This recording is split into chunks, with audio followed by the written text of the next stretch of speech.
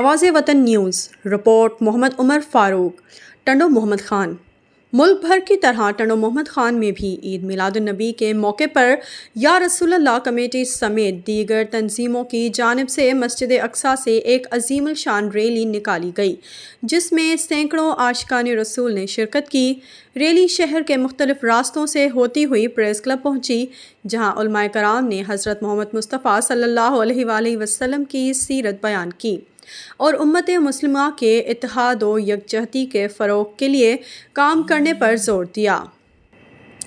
عید میلاد النبی کے موقع پر شہر کے مختلف راستوں پر سبیلوں کا اہتمام کیا گیا تھا۔